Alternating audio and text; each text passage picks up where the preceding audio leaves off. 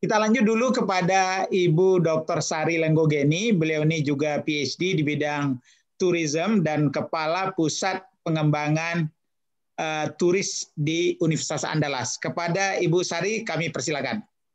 Baik, terima kasih Prof. Fasli. Assalamualaikum warahmatullahi wabarakatuh. Waalaikumsalam warahmatullahi wabarakatuh.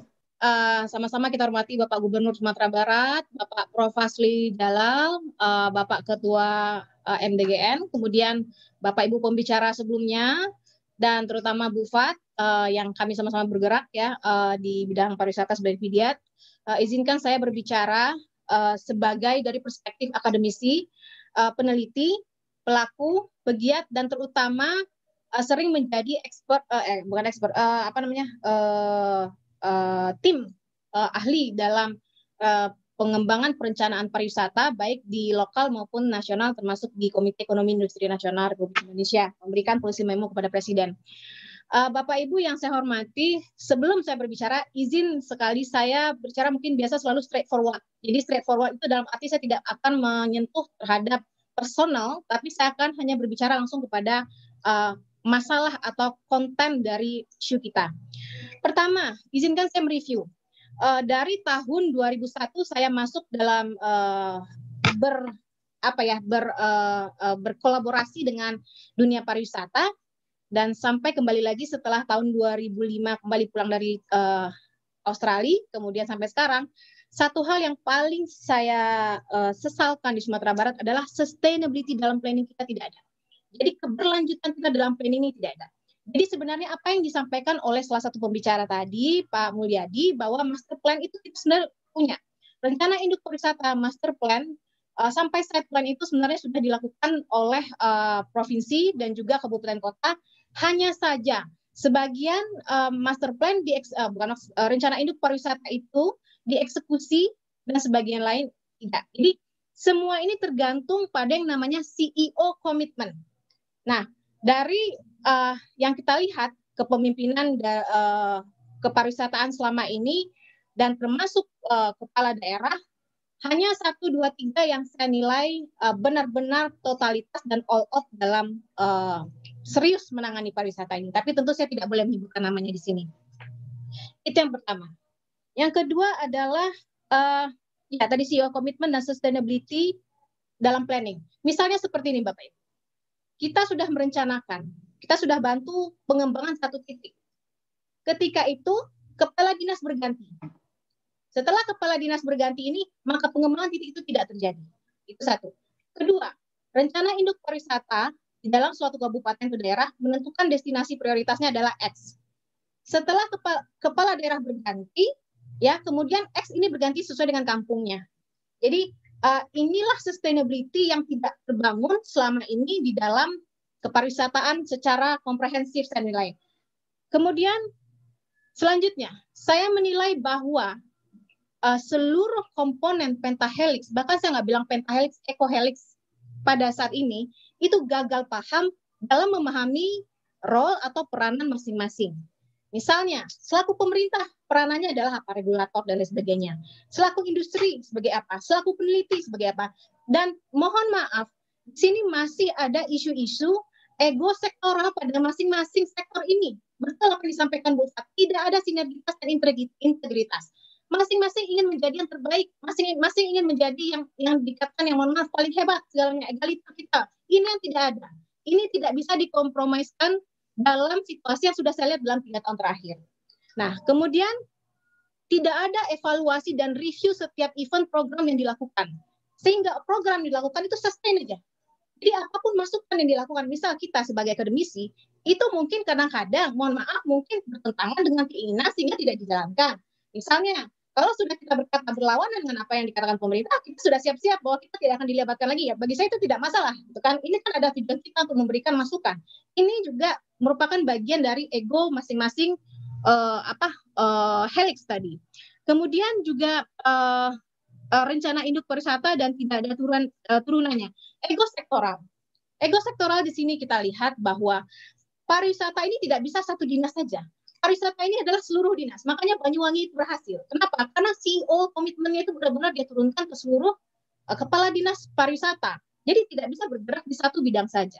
Kemudian contoh lain, saya dalam 2 hari 3 hari lalu, ini Prof. Asli, kami Fakultas Ekonomi mengadakan Tourism International Webinar. Kita menghadirkan Profesor Noel Scott. Profesor Noel Scott ini levelnya sudah UNWTO, konsultannya UNWTO. Dan beliau sudah berapa kali datang ke Sumatera Barat dan bertemu dengan kepala daerah, beliau memberikan review. Saya mengundang kepala dinas, alhamdulillah kepala dinas kabupaten kota sebagian datang, karena saya ingin menceritakan ini insight dari beliau sebagai user. Tapi kepala dinas pariwisata provinsi, mohon maaf ini tidak ada yang menghadiri. Padahal kami ikut mempromosikan video ya dari beliau. Ini mohon maaf ini. Jadi saya sedih di sini kenapa tidak ada yang mewakili? Karena inilah evaluasi yang sebenarnya bisa diambil dari pakar-pakar tersebut. Ada 14 negara yang hadir dengan 4 narasumber. Jepang, kemudian Thailand, Indonesia, dan Australia. Memberikan perspektif bagaimana kita menangani pariwisata pada saat pandemik saat ini. Ini adalah masalah realitas. Karena kita tidak pernah tahu kapan pandemi ini akan berakhir. Apakah nanti ketika misalnya pemilihan gubernur, kemudian ada gubernur baru, pandemi sudah berakhir atau belum, kita tidak pernah tahu. Jadi artinya kita harus bersiap bahwa krisis dan bencana ini benar-benar harus dimasukkan dalam strategic long term planning. Kemudian misalnya, saya juga melihat program-program yang dilaksanakan saat pandemi ini masih terlihat seperti biasa saja dalam program normal.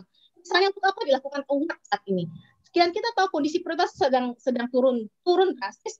Sebenarnya perlu kita fokuskan adalah membrandingkan, mempersiapkan bahwa produk pariwisata kita ini memang benar-benar sudah adaptif dengan COVID. Ini sudah kita lakukan diskusi dengan Pak Gubernur sebenarnya pada beberapa waktu lalu. Nah, tetapi saya tidak tahu kenapa ini tidak terjadi, tidak didukung oleh banyak. Pak Gubernur setuju dan kita setuju, Dr. Andani setuju. Tapi entah kenapa ini tidak terjadi. Akhirnya apa yang terjadi, Prof. Asli? Bali mengambilnya, Bali mengadopsinya, sehingga Sumatera Barat tinggal. Ini terus yang saya lihat dalam beberapa tahun terakhir saya terlibat dalam kegiatan pariwisata.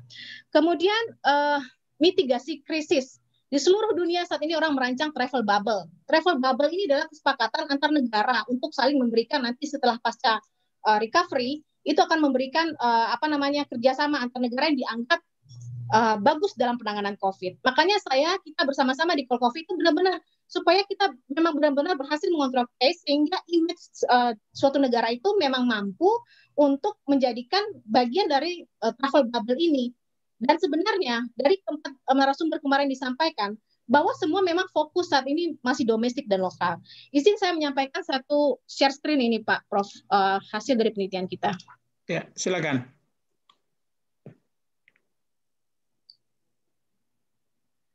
Sudah keluar Pak Prof. Kelihatan di ya. Ini sebenarnya sekilas saja saya ceritakan sedikit. Ini yang saya sampaikan kemarin bahwa melihat tourism and COVID-19 kita nggak bisa lepas, kita tidak bisa bergerak seperti normal pada saat ini. Maka saat ini yang sebenarnya kita bicarakan adalah 3 dari 5 fase. Kita belum masuk long term recovery, tetapi mengingat dampak turbulensi pariwisata yang luar biasa, kita lihat nih saat ini. Nah ini adalah milestone kita dari global sampai lokal. Jadi inilah yang terjadi turbulensi ketika mulai terjadi lockdown.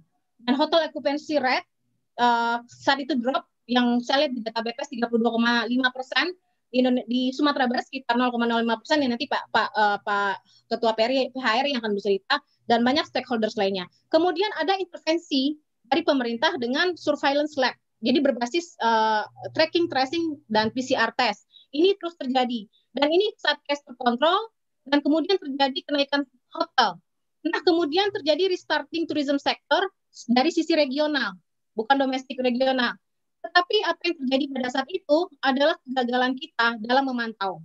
Terjadi euforia, apa yang disampaikan oleh tadi pembicara sebelumnya, bahwa masyarakat itu butuh emosinya itu sudah shift dari mulai sedih sampai mereka bosan dan difficult, dan terjadilah kegagalan dalam implementasi protokol COVID di destinasi wisata. Nah, ini kita lihat. Nah, ini terjadi downturn kembali. Kenapa? Kasus meningkat. Nah, kasus meningkat ini saya selalu berbicara data dengan Dr. Andani. Kemudian memang kiri kanan kita memang kasusnya sangat tinggi, sehingga orang takut untuk berwisata melalui airlines. Dan mereka bisa melakukan wisata melalui road trip. Tapi ini tetap dilakukan. Nah, ini harus kita tingkatkan terus untuk seluruh komponen pariwisata. Kemudian alhamdulillahnya Sumatera Barat sudah melakukan law enforcement ya protokol COVID tadi disampaikan Pak Gubernur, dan mudah-mudahan ini membantu untuk mengendalikan kasus. Nah, ini kita lihat, makanya kenapa saya begitu sangat ketat dalam sangat eager dalam membantu pemutusan mata rantai, karena ada high interdependency antara tourism dan health sector. Artinya tourism sector itu tidak bisa berjalan sendiri. Kita harus bergabung. Ini dampak secara nasional kita rasakan. Nggak usah diceritakan lagi ya. Yeah.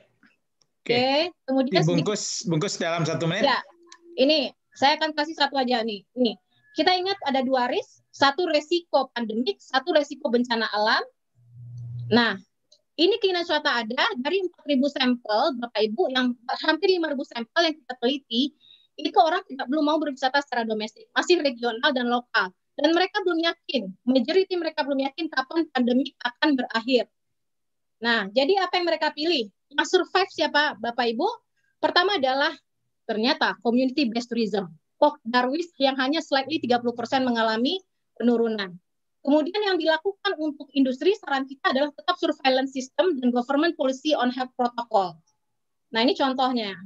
Nah, inilah saya tidak bisa jelaskan karena waktunya sempit. Jadi fokus kita termasuk 4 negara menyampaikan local leisure dan sampai domestik sampai travel bubble itu bisa dilaksanakan jika sudah ada certified vaksin dari WHO.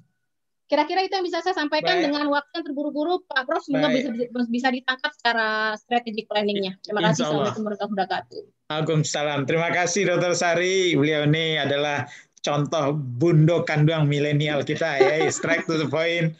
Pendidikannya luar biasa, aktivitas luar biasa, dan saya kenal juga dia adalah salah satu penggagas dan pengawal kawal COVID-19 Sumbar ya, yang mencoba melihat dampak COVID di dalam berbagai hal, bersinergi dengan Yul ya, Dinda Yul, dan juga Andani, Dr. Andani dan Dr. Devriman. Jadi ini sebetulnya modal luar biasa bagi kita untuk menanggapi COVID ini dengan kepala dingin ya, sehingga masyarakat kita bisa terdepan dalam menunjukkan bahwa COVID itu bisa ditundukkan atau paling tidak mengganggu terlalu besar kehidupan masyarakat kita.